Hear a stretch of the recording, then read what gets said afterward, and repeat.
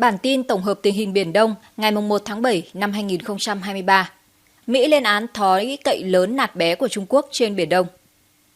Thưa quý vị và các bạn, mới đây, Trung tâm Nghiên cứu Chiến lược và Quốc tế CSIS có trụ sở tại thủ đô Washington của Mỹ đã tổ chức hội thảo quốc tế thường niên lần thứ 13 về Biển Đông dưới hình thức trực tiếp và trực tuyến. Tham dự hội thảo có các nhà hoạch định chính sách, quan chức thuộc các bộ ngoại giao, quốc phòng của Mỹ, cùng nhiều chuyên gia, học giả nổi tiếng đến từ Mỹ, Ấn Độ, Nhật Bản, Việt Nam và Philippines.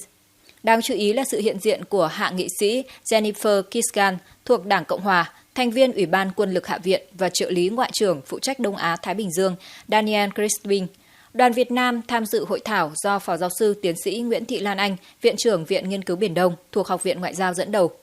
Tại hội thảo, các học giả, nhà nghiên cứu về biển, luật pháp quốc tế của Mỹ và cả nước đã tập trung thảo luận 4 chủ đề chính về tình hình tại Biển Đông thời gian gần đây.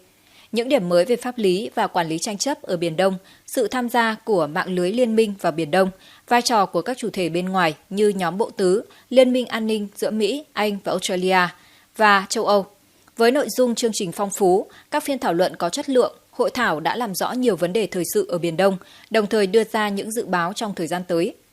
Bất chấp những nỗ lực giảm căng thẳng của cộng đồng quốc tế, tình hình Biển Đông tiếp tục nóng lên. Sau khi hoàn thành việc bồi lấp 7 đảo nhân tạo ở Biển Đông, tạo ra hơn 3.200 ha đất mới kể từ năm 2013 và quân sự hóa một số thực thể nhân tạo, Trung Quốc đã tăng cường triển khai trên thực tế chiến thuật vùng xám nhằm từng bước thực hiện hóa tham vọng độc chiếm Biển Đông bằng cách tăng cường hoạt động của các tàu thăm dò địa chất với sự hộ tống của các tàu cá thuộc lực lượng dân quân biển tại vùng biển thuộc quyền tài phán của nước khác nhưng nằm trong phạm vi đường lưỡi bò hoặc vùng biển liên quan mà Trung Quốc khẳng định một cách phi pháp.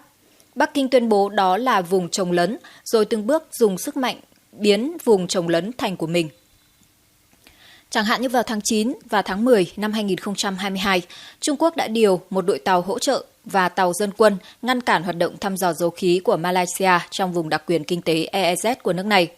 Trước đó vào tháng 6 năm 2022, các tàu của lực lượng hải cảnh và dân quân biển Trung Quốc đã ngăn chặn quân đội Philippines tiếp cận tiền đồn ở bãi Cỏ Mây thuộc quần đảo Trường Sa của Việt Nam. Tháng 1 năm 2023, chính phủ Indonesia phê duyệt hoạt động thăm dò khí đốt tự nhiên từ mỏ Cá Ngừ, nằm trong vùng EEZ của nước này. Tuy nhiên, Trung Quốc lại khẳng định mỏ này nằm trong cái gọi là đường lưỡi bò mà họ tự đưa ra để tuyên bố chủ quyền. Bắc Kinh đã gây sức ép bằng cách triển khai trên thực địa các tàu dân sự và lực lượng hải cảnh đến khu vực thăm dò của Indonesia. Liên quan đến Việt Nam, nhiều tháng trở lại đây, Trung Quốc đã tăng cường cho nhiều loại tàu hoạt động trong vùng EEZ của Việt Nam, gây căng thẳng trên Biển Đông. Hồi tháng 3 và tháng 4 năm 2023, Trung Quốc liên tục cho các tàu hải cảnh nhiều lần tiến gần các điểm mà Việt Nam khai thác khí đốt trong vùng EEZ của Việt Nam. Tháng 5 năm 2023, tàu nghiên cứu Trung Quốc cùng 2 tàu tuần duyên với sự hộ tống của 11 tàu đánh cá đã đi vào khu vực khai thác của Vietso-Petro, một liên doanh giữa Zabuchenev của Nga và Petro Việt Nam. Đây là lần đầu tiên Trung Quốc huy động các tàu, dân binh và chiến dịch vùng xám ở biển Việt Nam, tạo ra một bước được xem là leo thang căng thẳng trong khu vực. Lập trường của Việt Nam về việc giải quyết các tranh chấp liên quan ở Biển Đông là rõ ràng và nhất quán. Theo đó, Việt Nam luôn ủng hộ việc giải quyết các tranh chấp về chủ quyền và quyền tài phán ở Biển Đông thông qua các tiến trình ngoại giao và pháp lý, không sử dụng hoặc đe dọa sử dụng vũ lực và bằng các giải pháp, biện pháp hòa bình phù hợp với Hiến chương Liên Hợp Quốc và Công ước của Liên Hợp Quốc về luật biển năm 1982.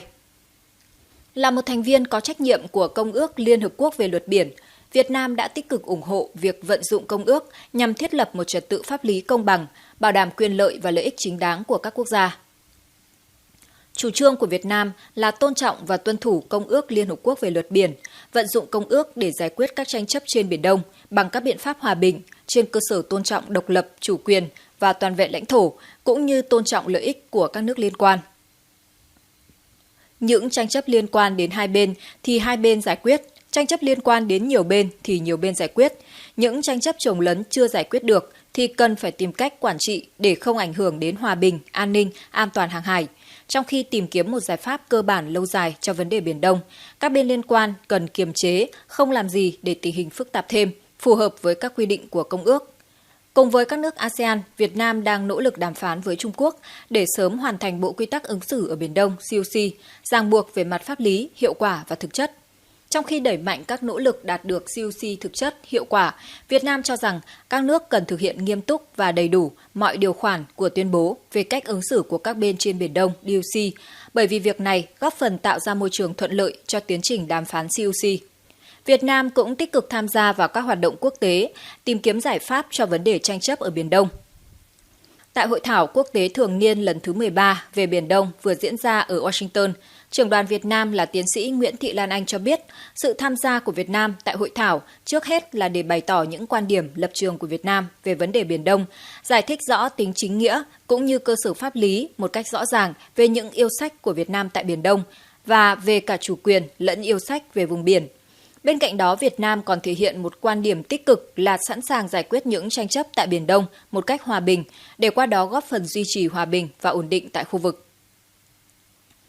Cũng tại hội thảo, trợ lý Ngoại trưởng Mỹ Daniel Kritenbrink nhấn mạnh chính sách của Mỹ tại Biển Đông là hỗ trợ mọi quốc gia thực hiện chủ quyền và theo đuổi lợi ích quốc gia của mình.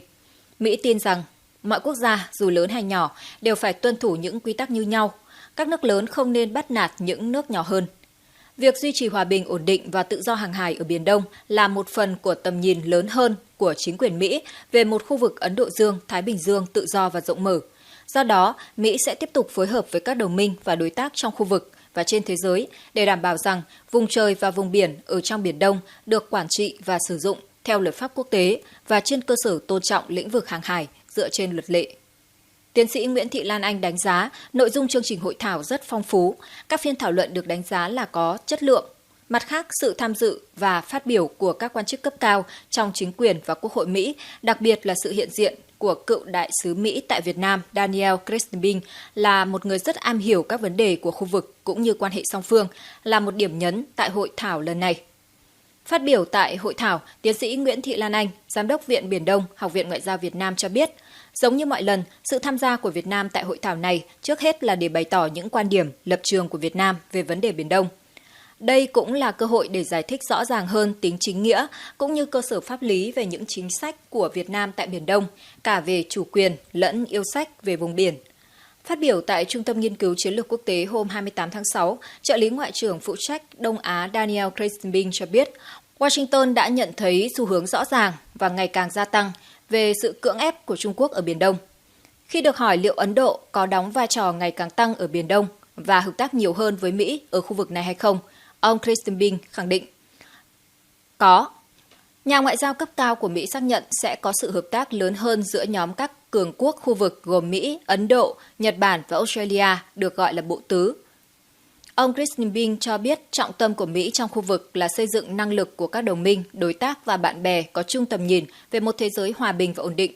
Chúng tôi sẽ hoan nghênh sự hợp tác với bất kỳ quốc gia nào có tầm nhìn đó. Điều đó tất nhiên bao gồm cả Ấn Độ, ông Kritenbrink nói. Trong chuyến thăm cấp nhà nước của Thủ tướng Ấn Độ Narendra Modi tới Washington vào tuần trước, Mỹ và Ấn Độ đã tuyên bố quan hệ hai nước nằm trong số các đối tác thân cận nhất trên thế giới. Hai bên cũng nhấn mạnh việc tuân thủ luật pháp quốc tế trong việc giải quyết các thách thức đối với trật tự hàng hải, bao gồm ở Biển Đông.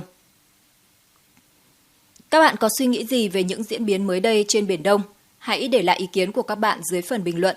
Bản tin của kênh TV24 giờ đến đây là kết thúc. Cảm ơn quý vị và các bạn đã quan tâm theo dõi. Đừng quên like, chia sẻ và đăng ký kênh để tiếp tục cập nhật những bản tin mới nhất tiếp theo trên kênh của chúng tôi. Còn bây giờ, xin chào và hẹn gặp lại.